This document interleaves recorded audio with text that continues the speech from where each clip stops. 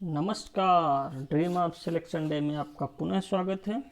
आज से हम भारतीय संविधान के सभी अनुच्छेदों की एक श्रृंखला ला रहे हैं जिसका हम डे बाय डे एक क्रम से अध्ययन करेंगे ताकि जो इसका हमारे ऊपर बर्डन बना रहता है ये कम हो जाए और हम आसानी से भारतीय संविधान को समझ सकें। तो चलिए स्टार्ट करते हैं। देखते हैं, ये हमारे संविधान की देखिए प्रस्तावना है। तो संविधान से पहले कुछ तथ्य उनको देख लेते हैं। इससे आप क्या बता सकते हैं कि भारतीय संविधान को किसने लिखा था?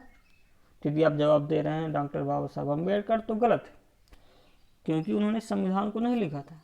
ध्यान रखना, वो संविधान के प्रणेता थे। उन्होंने पूरे आर्टिकल उनका तो निर्माण किया, ड्राफ्ट कमेटी ड्राफ्ट पूरा तैयार किया, लेकिन मूल संविधान को अपने हाथों से नहीं लिखा। इसको लिखा था एक प्रसिद्ध कैलीग्राफर थे, प्रेम बिहारी नारायण रायजादा। ध्यान रखिएगा, प्रेम बिहारी नारायण रायजादा जी, जिन्हें भारतीय संविधान का कैलीग्राफिंग किया था। और जो भारतीय संविधान में ये आप प्रस्तावना में देख रहे हैं कि जो बॉर्डर में ये कुछ आकृतियाँ चित्र दिखाई दे रही हैं, इसकी कलाकृतियाँ की गई। ये कलाकृतियाँ किया किसने?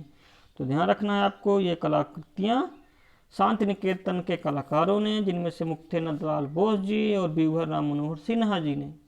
ध्यान रखना, नंदलाल बोस और व्यूहर राम मनोहर सिन्हा जी ने भारतीय संविधान की जो कलाकृतियाँ थी यानी सुंदरीकरण किया था। तो लिखा था प्रेम बिहारी नारायण रायजादा और उसका सुंदरीकरण किया था शांति निकेतन के केंद्र। अगला यह है कि आप जो प्रस्तावना देख रहे हैं इसको किसने लिखा था? इसको भी प्रेम बिहारी नारायण रायजादा ने लिखा था। और इसकी कैलीग्राफिंग यानी इसका जो सजावटी का काम किसने किया था? तो इसका भी सजावटी काम शांति निकेतन के एक कलाकार थे। आप नीचे देख सकते हैं, राम मनोहर सिन्हा जी, व्यूहर राम मनोहर सिन्हा जी, इन्होंने ही इसकी किनारों की कलाकारी किया था। तो ध्यान रखना कि जो प्रस्तावना है उसको लिखा था अपने हाथों से प्रेम बिहारी जी ने, और इसकी भी सुंदरीकरण किया था राम मनोहर जी ने। के बाद यह है कि जो भारतीय संविधान था वो अपना प्रतीक क्या बनाया था, मुहर क्या थी उसकी। तो शायद ये क्वेश्चन आप जल्दी नहीं देखते होंगे, तो उसकी मुहर हम दिखा रहे हैं। आप यहाँ बॉर्डर में देख सकते हैं, ये चित्र हाथी दिख रहा है। तो ध्यान रखें, ये जो चित्र है ना मुहर, यही मुहर थी। भारतीय जो संविधान सभा थी उसका जो प्रतीक या मुहर था वो हाथी था। तो ये भी ध्यान रखना है। अगला क्वेश्चन है कि जो भारतीय संविधान था उसके सचिव कौन थे? तो संविधान सभा के सचिव HBR अयंगर जी थे, HBR अयंगर। और जो हमारा मूल संविधान था, पहला दस्तावेज प्रथम कॉपी वो तो अंग्रेजी में लिखी थी, उसके बाद ही उसको हिंदी में लिखवाया गया। ये देख सकते हैं जितने संविधान में मौजूद व्यक्तियों ने हस्ताक्षर किया है। तो जो हिंदी में था उसको लिखा था एक लेखक थे बसंत कृष्ण वैद्य जी। बसंत कृष्ण वैद्य जी ने हिंदी वर्जन में भारतीय संविधान को लिखा था, और जो बसंत कृष्ण वैद्य जी ने हिंदी वर्जन में लिखा था उसका जो सुंदरीकरण था उसको नंदलाल बोस जी ने किया था। चलिए अब स्टार्ट करते हैं अपने अनुच्छेद। तो भाग 1 जो अनुच्छेद 1 से 4 तक है उसकी आज हम चर्चा करते हैं। तो देखिए, हमारे जो अनुच्छेद 1 है वही काफ़ी इम्पॉर्टेंट है। उसी में हमारे देश के लिए काफ़ी बातें लिखी हैं जिससे हम जानकारी प्राप्त कर सकते हैं। जैसे लिखा, पहले अनुच्छेद में लिखा है इंडिया जो भारत है राज्यों का संघ होगा। Third, India that is Bharat shall be a union of the state, यानी जो इंडिया है वही उसी को भारत कहते हैं, और वो क्या है? तो राज्यों का एक संघ है। तो इससे हमें दो बातें पता चली। पहली बात तो ये पता चलती है कि ये जो संविधान लिखा है इस देश का क्या नाम है, किस देश में लागू है? तो लिखा है इंडिया या भारत, दोनों एक ही। दूसरा ये लिखा है कि इससे पता चलता है कि राज्य पद्धति क्या है इस देश की। तो इस पद्धति का पता राज्यों का संघ से पता चलता है, ठीक है। और राज्यों का संघ का अर्थ थोड़ा अच्छे से समझना, क्योंकि इसमें आपको कन्फ्यूजन बना रहेगा। तो बाबा साहब भीमराव अम्बेडकर जी ने ही राज्यों के संघ में दो कारण दिए थे कि राज्यों के संघ का अर्थ क्या है। तो उन्होंने बताया था कि इसका पहला अर्थ तो यही है कि जो भारत का संघ है यानी हमारा जो देश है वो जो इतने जो राज्य बने हैं इनके बीच का समझौता नहीं, अर्थात ये राज्यों के हुए बीच के समझौता नहीं है कि संघ जाके बन गया। वो एक स्वतंत्र है। जैसे अमेरिका में है वो राज्यों के बीच का समझौता है संघ, लेकिन भारत में ऐसा कतई भी इसका अर्थ नहीं। और दूसरा ये है कि जो भारत के राज्य हैं वो यदि चाहे कि हम संघ से अलग हो सके तो ऐसा नहीं है, क्योंकि हम यूनियन है, भारतीय संघ के अंदर ही राज्य है। और ये राज्यों को इसलिए संघ बांटा है कि प्रशासन अच्छे से हो सके, ठीक है, वो विभाजन के लिए नहीं बांटा। तो ये ध्यान रखना है आपको कि जो संघ है उस संघ में जो देखो संघ तो दोनों में होते हैं, फेडरल में और यूनियन में, लेकिन जो फेडरल वाला है यानी अमेरिकन सिस्टम वाला है उसमें राज्य सब जाते हैं और एक संघ बना लेते हैं, यानी राज्य सब समझौता करके एक संघ बना लेते हैं, और वो यानी जो संघ है वो राज्यों का परिणाम हो जाता है, समझौता हो जाता है। लेकिन जो यूनियन है वो ऐसा नहीं, यूनियन में एक संघ बन गया। अब संघ देख रहा है कि प्रशासन अच्छे से नहीं चल रहा, तो क्या करता है, अपने अंदर कुछ पार्ट बना देता है कि आपको ये काम करना है, आपको ये काम करना है। तो जो पार्ट प्रशासन की दृष्टि से राज्य बनाए गए हैं इनको यूनियन ऑफ द स्टेट के नाम से जाना जाता है। और ये जो पार्ट हैं ये कभी भी अपने संघ से अलग नहीं हो सकते, ठीक है, इनको अधिकार नहीं अलग होने का, तो ये ध्यान रखना। अनुच्छेद 2 देखते हैं। तो अनुच्छेद 2 में तो अनुच्छेद 2 है वो ये कहता है कि नए राज्यों का भारतीय संघ में प्रवेश। इसका अर्थ क्या है, देखिए इसका सिंपल सा मतलब है कि जब भारतीय संविधान लिखा जा रहा था तो उन्होंने ये सोचा होगा कि आज मान लीजिए जितना क्षेत्र है भविष्य में हो सकता है और कोई क्षेत्र आ जाए। जैसा हुआ भी कि गोवा पहले हमारा देश में नहीं था, एक विदेश की श्रेणी में था, पुदुचेरी नहीं था, सिक्किम नहीं था, ये सब आज हमारे क्षेत्र हैं। तो क्या संशोधन करना पड़ा है कि संविधान निर्माताओं ने पहले से बातें सोच लिया था? तो हाँ, हमारे संविधान निर्माताओं ने ये बातें पहले से ही सोच लिया था कि कहीं भविष्य में ऐसा हो सकता है कि कोई क्षेत्र भारत में आना चाहे, तो उसके लिए क्या प्रावधान करें। तो उन्होंने अनुच्छेद 2 में स्पष्ट लिखा है कि भारत के बाहर का क्षेत्र यदि भारत के अंदर आना चाहता है तो संसद उसे ले सकती है, उसमें कोई दिक्कत नहीं, ठीक है। और वैसे जैसे भारत के राज्य हैं वैसे उसको भी दर्जा दिया जाएगा। लेकिन यहाँ पर मामला आया 1974 में, जब सिक्किम भारत में तो मिल गया, लेकिन उसके डिफेंस, कम्युनिकेशन और एक्सटर्नल मामले यानी विदेशी मामले, संधि समझौते, ये सब तो भारत के अंदर हो गए। लेकिन जो अन्य मामले थे ये शेष मामलों में सिक्किम स्वतंत्र था। तो जो ये पद्धति चलती है इसे प्रोटेक्टरेट या एसोसिएट स्टेट कहते हैं। तो इसके लिए तो प्रावधान था नहीं, तो संसद ने इसके लिए अनुच्छेद 2A प्रावधान किया कि एसोसिएट राज्य भी हम बना सकते हैं, और ये बनाया गया। बाद में 1 साल बाद 1975 में 36वां संविधान संशोधन करके सिक्किम को भारत का पूर्ण राज्य का दर्जा दे दिया गया। तो अब वर्तमान में स्थिति यह है कि अनुच्छेद 2 डिलीट हो गया, एक कुछ दिन के लिए 1974 में आया, 1975 में ही बन गया और डिलीट हो गया। तो 2 है और अनुच्छेद 2 अब नहीं है। इसके बाद देखते हैं अनुच्छेद 3। तो अनुच्छेद 3 ये कहता है कि नए राज्यों की स्थापना तथा मौजूदा राज्यों के क्षेत्र सीमा या अथवा नामों में संसद परिवर्तन कर सकती है, ठीक है। इसका अर्थ क्या है कि भारत का वर्तमान में जितना क्षेत्र है, यानी जितना भारत का वर्तमान में क्षेत्रफल है, जैसे आज 32,87,263 वर्ग किलोमीटर, इसके अंदर कहीं भी यदि संसद चाहे किसी राज्य की स्थापना करना है कर सकती है, कोई मौजूदा राज्य के क्षेत्रफल में कुछ घटाना बढ़ाना है कर सकती है, सीमा में या नाम में परिवर्तन करना है तो ये कर सकती है, ठीक है। लेकिन इसके लिए 2 शर्त, ठीक है, 2 शर्तें। पहली शर्त यह है कि संसद जब भी ये काम करेगी उसके पहले राष्ट्रपति महोदय से अनुमति लेगी, राष्ट्रपति की अनुमति के बाद ही काम करेगी। और दूसरा ये है कि जैसे ही राष्ट्रपति को सूचना मिलेगी कि संसद इसे विशेष राज्य में ये प्रावधान कर रही है तो उस प्रावधान को उस स्टेट के पास भेजेगी, उससे सलाह लेगी। लेकिन यहाँ पर ध्यान देने की एक बात यह है कि वो राज्य जो सलाह देगा संसद और राष्ट्रपति उसके लिए मानने के लिए बाध्य नहीं, ठीक है। उसकी सलाह ले सकते हैं लेकिन काम अपने अनुसार करेंगे, और अगर सलाह समय से नहीं भी आ रही तब भी संसद का अधिकार है कि अपना काम जारी रख सकती है, सिर्फ राष्ट्रपति को उस राज्य में सलाह पूछना, ठीक है। तो जैसे नए राज्य हैं, नए राज्यों की स्थापना मतलब अब इसके 2-3 भाग हैं जिनको समझें। जैसे नए राज्यों की स्थापना में क्या हो सकता है कि किन्हीं 2 राज्यों को काट के एक राज्य बन जाए, यानी यूपी और एमपी को काट दीजिए और एक राज्य जैसे बना दीजिए, जैसे बुंदेलखंड बना दीजिए। इसके बाद किसी एक राज्य को काट के दूसरा राज्य बना दीजिए, जैसे आंध्र प्रदेश से तेलंगाना बना दिया गया, उत्तर प्रदेश से उत्तराखंड बना दिया गया।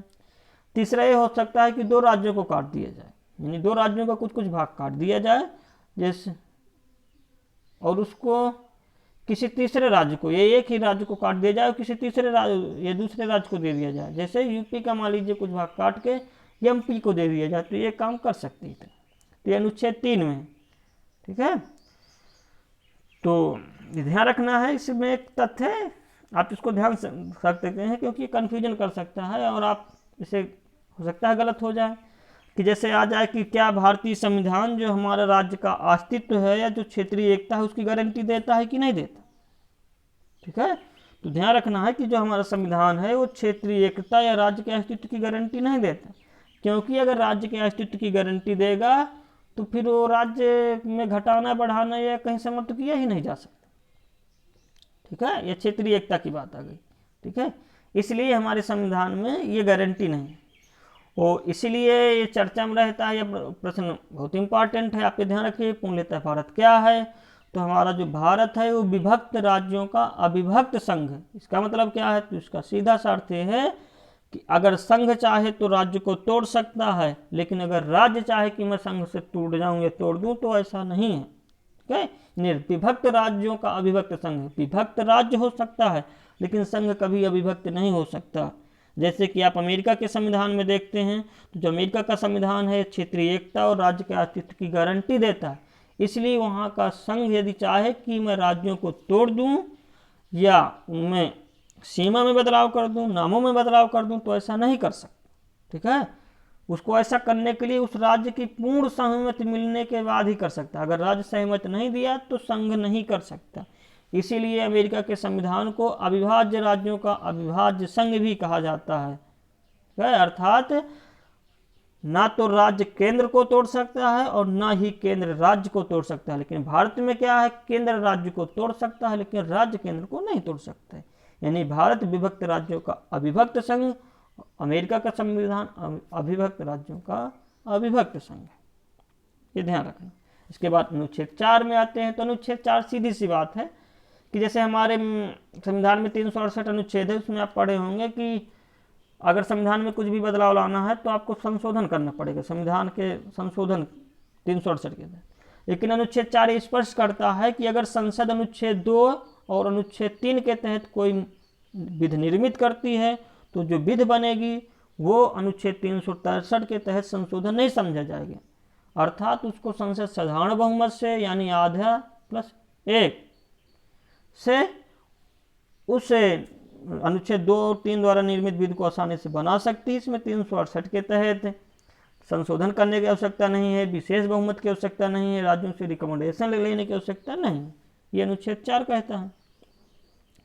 अब अनुच्छेद 3 में कुछ विवाद आके खड़े हो गए कि जैसे पहला यही विवाद आता है कि अनुच्छेद 3 में लिखा है कि भारत के राज्यों जो हैं उनको तोड़ सकते हैं, बढ़ा सकते हैं, यानी कुछ भी कर सकते हैं। तो क्या इसमें अगर भारत की संसद चाहे तो क्या किसी राज्य को या विशेष क्षेत्र को किसी दूसरे देश को दे सकते हैं? कहा जाए कि क्या यदि मान लीजिए गुजरात वाला क्षेत्र है तो अगर पाकिस्तान मांगे तो क्या संसद को उसे देने का अधिकार है अनुच्छेद 3 के तहत?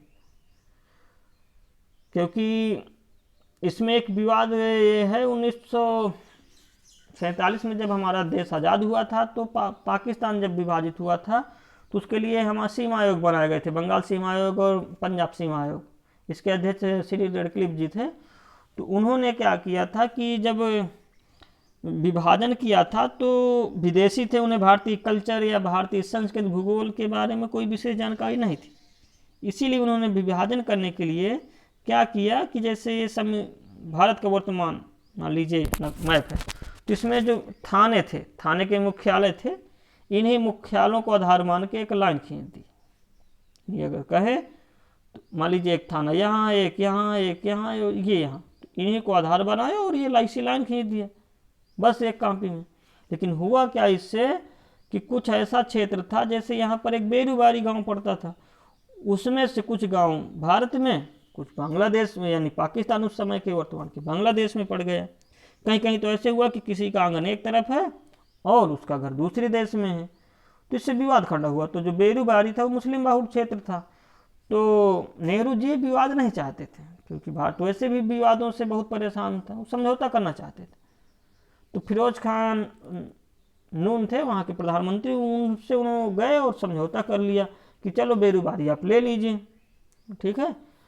तो जब बेरूबारी दिया तो बेरूबारी गांव के लोग परेशान हुए, ठीक है, और वो सुप्रीम कोर्ट पहुंचे कि बताइए संसद किस अधिकार के तहत हमें भारत से अलग करके पाकिस्तान को दे रही, क्या संसद को अनुच्छेद 3 के तहत पावर है। सुप्रीम कोर्ट ने उसमें बेरूबारी विवाद में बेरूबारी विवाद बनाम भारत संघ में निर्णय दिया था कि अनुच्छेद 3 के तहत संसद को ये अधिकार नहीं है कि वो भारत के किसी क्षेत्र को दूसरे को दे दे। हाँ, यदि अगर देना चाहती है तो उसे अनुच्छेद 368 के तहत संविधान में संशोधन करना पड़ेगा, क्योंकि 2 और 3 का संविधान में संशोधन नहीं हो गए तो अनुच्छेद 4 में लिखा है। तो फिर नेहरू जी को समझौते के बाद भी नवा संविधान संशोधन लाना पड़ा और नवे संविधान संशोधन द्वारा बेरूबारी खुलना इत्यादि क्षेत्रों को नेहरू नून समझौते द्वारा दिया गया, ठीक है। इसके बाद में भी अभी देखेंगे 2015 में जो 100वां संविधान संशोधन हुआ था, उसमें बांग्लादेश और भारत के कुछ क्षेत्रों का आदान प्रदान हुआ था। भारत के 4 राज्य थे, पश्चिम बंगाल, त्रिपुरा, मेघालय, असम। इनके कुछ क्षेत्र यानी 111 क्षेत्र बांग्लादेश को दिए गए थे, 111 अंतर क्षेत्र, और बांग्लादेश से 51 अंतर क्षेत्र अपने भारत के अंदर लाए गए, ठीक है। तो ये था। इसके बाद ये आता है कि जब हमारा आज देखते हैं कि 2 प्रकार के राज्य होते हैं, एक तो पूर्ण राज्य होता है, एक संघ शासित राज्य होता है। लेकिन ऐसा मूल संविधान में नहीं था। जब मूल संविधान बना था 26 जनवरी 1950 को जो लागू हुआ था, उसमें राज्यों की 4 कैटेगरियाँ थी, का, खा, का, घा, ठीक है। का में वो राज्य थे जो ब्रिटिश शासन के अधीन थे, गवर्नर शासन चल रहा था।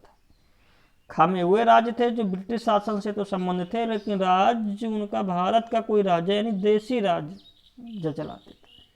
गा में वो थे जो ब्रिटिश शासन से तो संबंध थे, लेकिन शासन एक मुख्य आयुक्त चलाता था, यानी चीफ कमिश्नर चलाता था, जिन्हें कमिश्नरियाँ कहा जाता था। जैसे दिल्ली थी, यहाँ पर कोई यानी वर्तमान जैसे सीनियर आईएएस अधिकारी उसी को बैठा दिया जाता था, वही शासन चलाता था। और ग में सिर्फ अंडमान निकोबार द्वीप समूह को रखा गया। कई बार ये क्वेश्चन पूछ चुका है कि भारतीय संविधान में ग के तहत कितने राज्य हैं, तो सिर्फ एक अंडमान निकोबार द्वीप समूह।